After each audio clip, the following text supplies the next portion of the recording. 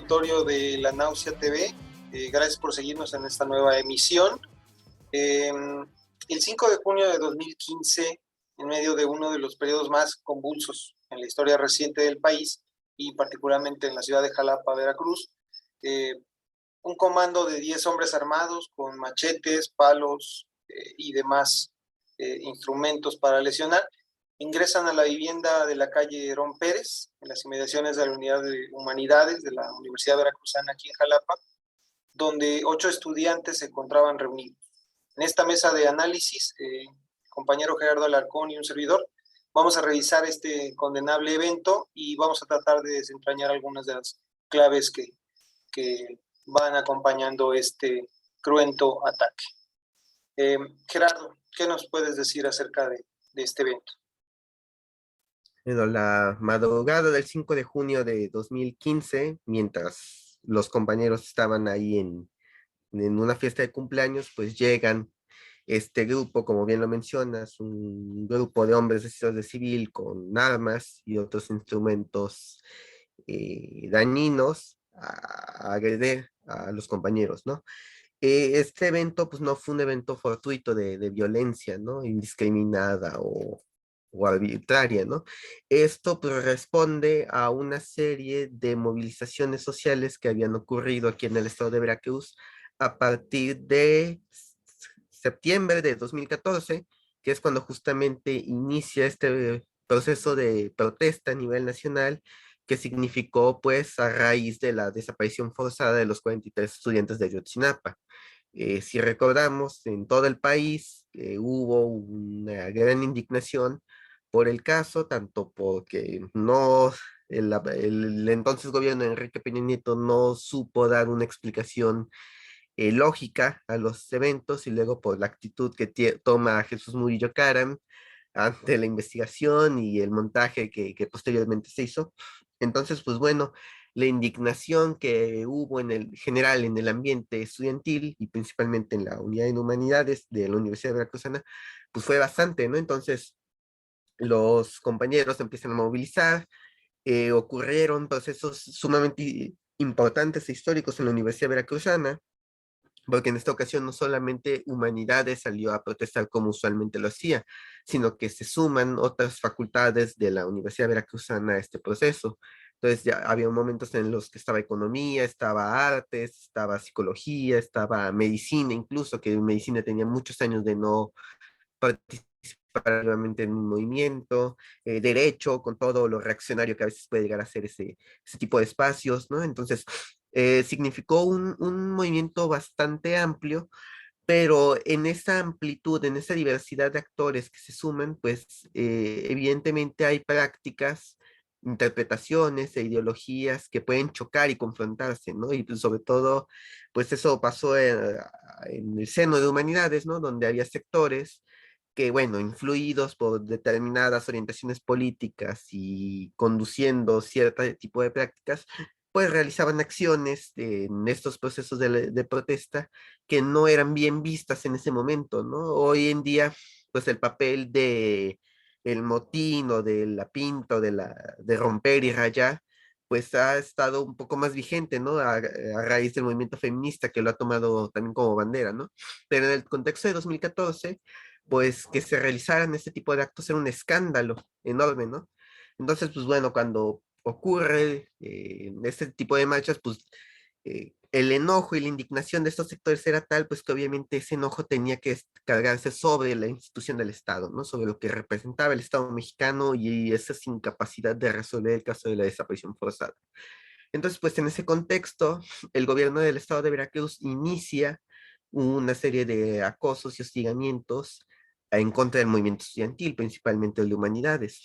Tenemos que recordar que, pues en esta época estaba el gobierno de Javier Duarte, y entonces, aparte de los conocidos casos de corrupción y desvío de recursos, pues bueno, está esta crisis de violaciones a los derechos humanos y represión a los movimientos sociales, ¿no? Entonces, tomando como esto, pues es el marco general del por qué se da este tipo de acciones que desembocaron en el 5 de junio de 2015, ¿no? Venía un movimiento estudiantil ciertamente bastante convulso, ciertamente combativo, polémico incluso, ¿no? Para quienes lo vivieron, ¿no? Pero pese a, a a la existencia de diferencias ideológicas y prácticas, ningún sector hubiera deseado ni esperado lo que ocurrió esta noche del 5 de junio, porque esa noche tal cual se realiza una operación con el marcado objetivo de detener completamente la acción estudiantil en la unidad de humanidades,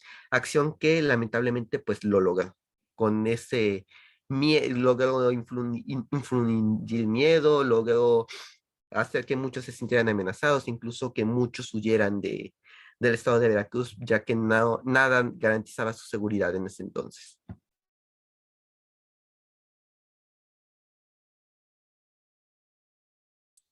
Así es, Gerardo. Creo que esto nos permite dar un vistazo al contexto en el cual se desarrolla este evento. Como bien mencionabas, un momento muy importante para la movilización social en Jalapa. Y creo que justamente el caso, más allá de que las averiguaciones nunca se dieron, digamos, nunca se investigó el caso al respecto de quiénes eran los atacantes y los motivos que estaban siguiendo, creo que es evidente que es un caso de represión, ¿no? No podemos, como en el caso, o en otros casos que hemos abordado, decir exactamente qué agencias, obviamente, eh, dado que nunca se pudo dar con esa información. Lo claro es que nunca se dan ese tipo de violaciones a los derechos humanos, simplemente porque sí, ¿no? No es que un comando fuera por ahí pasando y simplemente decidiera golpearlos, ¿no?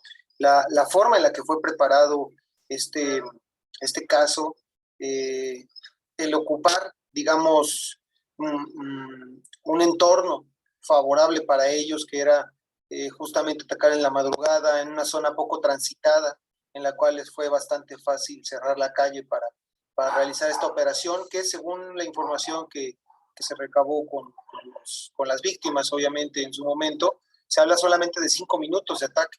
5 minutos que obviamente para ellos fueron interminables, eh, pero justamente la preparación de este evento o la dinámica que siguió armados con palos, con machetes, era claro, esto era un escarmiento para todo el movimiento, ¿no?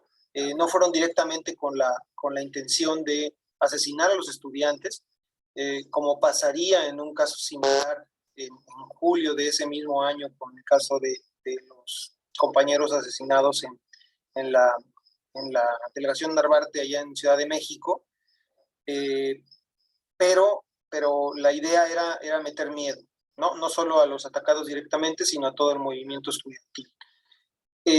Al respecto también tenemos que señalar que este evento, digamos, la información que se tiene al respecto, además de los testimonios de los afectados, ocho estudiantes afectados, surgieron sobre todo también de la labor periodística de una persona muy importante para este caso, y que posteriormente justamente sería uno de las víctimas en el caso Narvarte, que es justamente Rubén Espinosa, ¿no? Este periodista que había acompañado, digamos, a todo el ciclo de protesta en Jalapa desde 2012, 2013, con los maestros, con los estudiantes, etcétera, y que es uno de los primeros reporteros en llegar a la escena del crimen, y que algunas de sus fotos podemos ver a continuación, y que narran justamente lo cruento de este ataque, ¿no? Uno que va a dejar, afortunadamente, ningún asesinado en ese momento, pero sí fuertes secuelas físicas y psicológicas que van a acompañar a los heridos, ¿no? Algunos de los cuales decidieron, obviamente, salir de la ciudad, al igual que el grueso del movimiento social en Jalapa, ¿no? Incluso estudiantes que no participaban dentro de las movilizaciones, que para ese momento ya no eran masivas, ya no como en 2014, también dejaron la universidad, incluso por presión de sus propios padres, debido al contexto en el que se estaba desarrollando, en el que estaban desarrollando sus estudios, ¿no? Y al respecto también hay que aclarar algo sobre el evento, o más bien resaltar algo, que es que pese a que un día después los estudiantes de humanidades se manifestaron en las calles de Jalapa y llegaron incluso hasta rectoría a exigir un posicionamiento por parte de la rectora en ese entonces, Sara Ladrón de Guevara, este posicionamiento fue tibio, obviamente, ¿no? Sara Ladrón nunca exigió el esclarecimiento de este atentado contra estudiantes de la Universidad Veracruzana, y digamos, al igual que en otros casos, no se movieron las instancias legales que la misma universidad tiene para, se supone, defender a sus estudiantes, al igual que incluso las mismas facultades en unidades, ¿no? Nuevamente vimos que quienes se movilizaron fueron los estudiantes, nuevamente haciendo uso de los repertorios de protesta más confrontativos, dado que pues el entorno lo ameritaba, ¿no? Entonces, hoy a 7 años, digamos, de este acontecimiento, lo que nos encontramos es que no hay averiguaciones al respecto, nunca se iniciaron, no es que estén detenidas, nunca se iniciaron esas averiguaciones, ¿no? Los lesionados siguen sin recibir, digamos, el esclarecimiento de esto, ni tampoco la restitución del daño, ¿no? Por parte de quien resulte culpable. Y, digamos, con lo que se descubrió posteriormente, cuando Javier Duarte fue detenido y se fueron, digamos, recabando todas las evidencias de no solo de la corrupción, sino de los actos represivos y de violación de derechos humanos que su gobierno había emprendido. El caso del 5 de junio es uno que siempre ha quedado atrás en la historia, ¿no? Que nunca ha sido recordado, y por lo cual pues consideramos que es importante, ¿no?, mencionarlo aquí, aunque sea de forma breve. Gerardo, al respecto, ¿tú qué consideras, digamos, que fue lo que pasó al respecto en materia policial, en materia de investigación con este caso?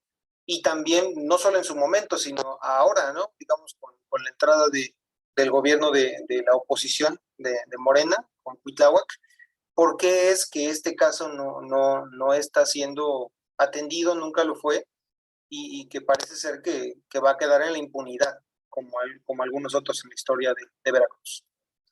Este acto represivo no se limita única y exclusivamente a los individuos que con palos y machetes van y golpean a los estudiantes y los medio matan, ¿no? Como lo mencionamos justamente en el video sobre Edmundo y Gabriel, la contrainsurgencia en México, y ese es el nombre ese es el término con el que debemos definir ese tipo de acciones, la contrainsurgencia está concebida como un aparato. Entonces, dentro de este aparato, dentro de este sistema, están, por una parte, la mano represora, que es la que físicamente va y violenta a su objetivo, al que agrede a quien tiene que reprimir, pero por otra parte está el ámbito administrativo, ¿no? Entonces, el ámbito administrativo y el aparato judicial del propio Estado es el que mueve todas estas piezas para que justamente este tipo de actos ni siquiera lleguen a la mesa de investigaciones, ¿no? Entonces el Estado no se va a juzgar a sí mismo, no sean individuos pertenecientes a la estructura o que fuera de esa estructura actúen en beneficio de ella, pues, lo que usualmente se conoce como paramilitarismo. Pues este aparato jurídico administrativo mueve sus elementos para evitar que se dé una procuración de justicia a las víctimas, ¿no? Entonces, por eso tenemos que desde que llega Yunes, no se hace ninguna mención ni ninguna investigación. De hecho, realmente Sara hace dos pronunciamientos, uno como una semana después y por presión social, que hasta va a visitar a los compañeros hospitalizados y para que le saquen fotos a la señora, y luego otro que fue justamente cuando llega Yunes y estaba esta coyuntura del pago de los adeudos pendientes de la UB, donde solo menciona el 5 de junio de manera muy, muy superficial, pero fuera de ello no ha habido ningún posicionamiento, vaya, ni del nuevo rector. Ha habido un posicionamiento sobre el esclarecimiento de estos hechos, ¿no? Y ha llegado Yunes y ha llegado también la nueva administración y prácticamente este hecho quedó en el olvido, ¿no? Y eso nos quiere decir que ni siquiera se está investigando, pues porque el Estado es parte de este complejo aparato contrainsurgente, ¿no? Entonces hay que entender que este tipo de acciones represivas, pues no solo están enfocados a grupos como por ejemplo a los que pertenecían Edmundo y Gabriel, ¿no? Sino también a la protesta social, a activistas, a periodistas, ¿no? Y ahorita justamente mencionas el caso de Rubén Espinosa, porque es el mismo caso, ¿no? De hecho, cuando muere Rubén, una de las primeras declaraciones que hace el gobierno del estado de Veracruz es vincularlo con los estudiantes que agreden el 5 de junio, porque de Rubén se decía es que él era el vocero de los anarquistas de humanidades, ¿no? Él siempre, justamente por esta cercanía que Rubén siempre tuvo con este sector movilizado, pues el propio gobierno del estado de Veracruz lo utiliza para criminalizar, ¿no? Y casi, casi diciéndote, esta es una consecuencia de estar de revoltoso, ¿no? Entonces, desde los discursos hasta las formas de en cómo manejan el caso, te hablan de toda esta articulación, de este aparato de contrainsurgencia. Y tal cual como en los viejos épocas del halconazo, o en los mejores años de organizaciones porriles como la Federación de Estudiantes de Guadalajara, pues vemos de este tipo de expresiones de violencia universitaria, ¿no? Entonces, desgraciadamente esto, el caso está completamente detenido, creo que ya ni siquiera se recuerda, ¿no? Y eso pues añade a la grande lista de violaciones a los derechos humanos que han ocurrido aquí en el estado de Veracruz. Perfecto. Y creo que mencionas algo que es muy importante al respecto del caso, sobre todo en materia de, digamos, de opinión pública, que fue justamente el sector, digamos, del movimiento social el que decidieron agredir, ¿no? Dado que al ser, digamos, integrantes del movimiento que se orientaban más hacia una perspectiva ideológica anarquista y hacia unas formas de acción colectiva más confrontativas, buscaron justamente impactar también en eso, ¿no? En hacer que la opinión pública lo viera como algo en dos sentidos, o que había sido consecuencia de sus continuos, digamos, uso de la violencia, ¿no? Como muchas veces lo quieren hacer pasar cuando hay represión a campesinos, ¿no? Como un problema entre grupos, digamos, similares, o por otro lado, como algo que se habían buscado, ¿no? Por el tipo de lucha que habían reivindicado. Y creo que esto ya lo hemos planteado antes en este programa y sobre todo cuando hablamos de los procesos de lucha armada, que obviamente son muy diferentes a la lucha que emprenden los anarquistas, pero que la lógica siempre es la misma, el discurso hegemónico siempre es el mismo. Es que por hacer ese tipo de acciones ellos se buscan, digamos, este tipo de consecuencias.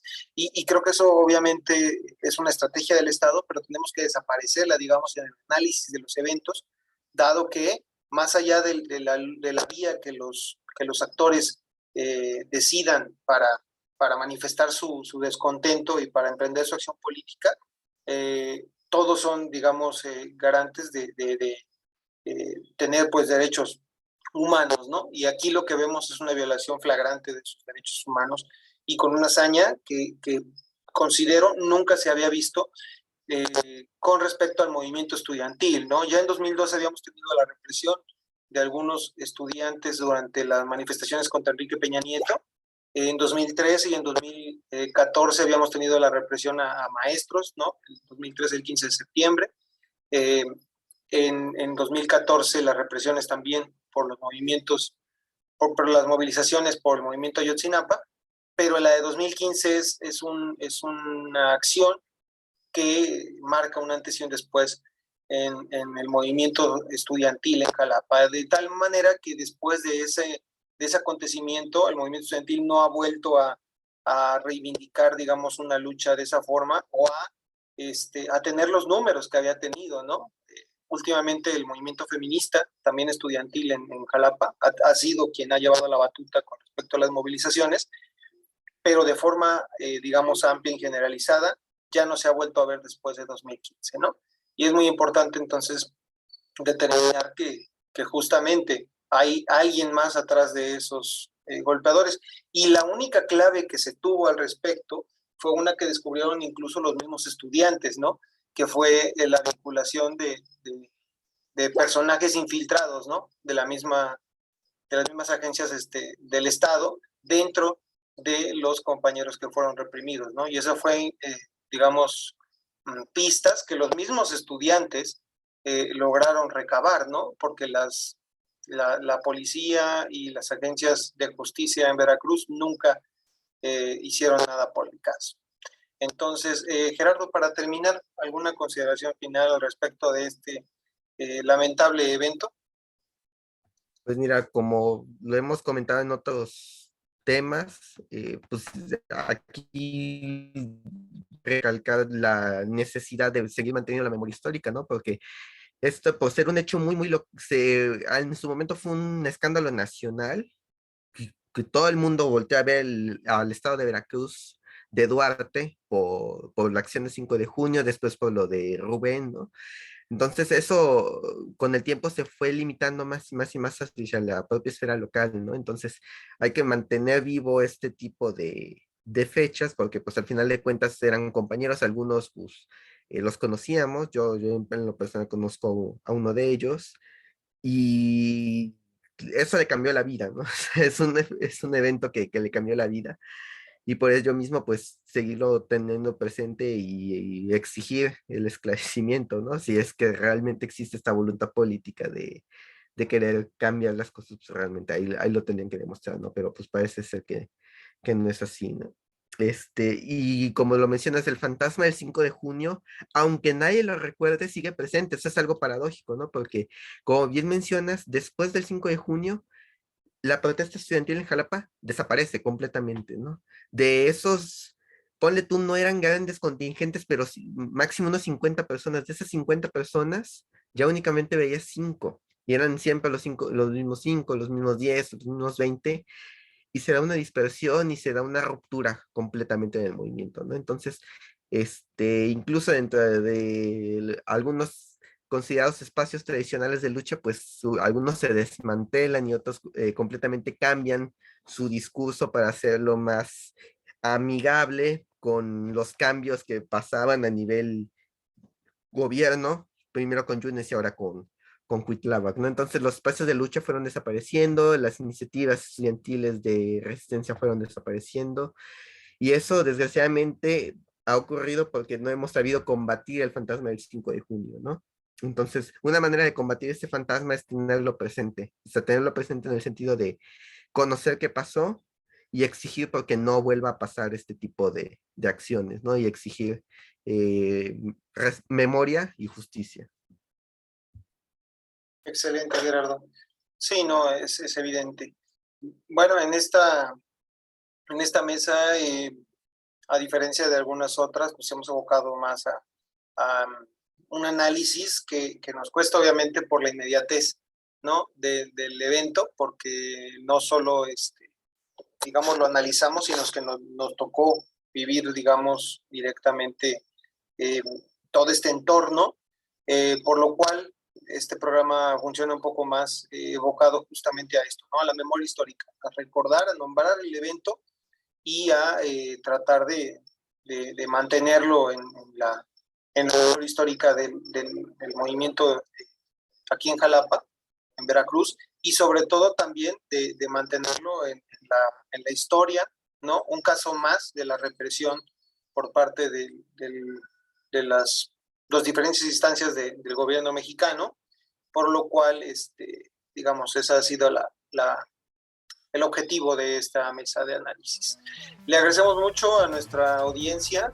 Recuerden seguirnos en nuestras redes sociales, darle like al video, compartirlo, suscribirse y estaremos aquí la próxima semana con otros temas. Gracias.